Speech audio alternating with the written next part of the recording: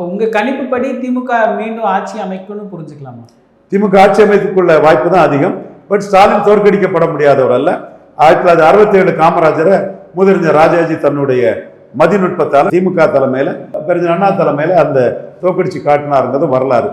அது தனக்கு வந்துடக்கூடாதுன்னு தான் ஸ்டாலின் யாரையும் பயக்காம ஓபிஎஸ்சி, டிடிவி, பிரேமலதா, டாக்டர் ஐயா, காங்கிரஸ் ரூட்ல விஜய் வந்தா விஜய்னு அவரு ரொம்ப நுணுக்கமான அரசியலை ஸ்டாலின் பண்றாரு.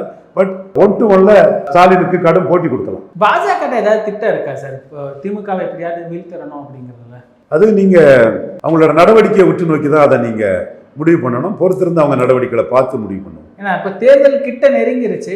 பீகார் எலெக்ஷன் முடிஞ்சுதான் இங்க வருவாங்களா? இங்க வருவாங்கங்க.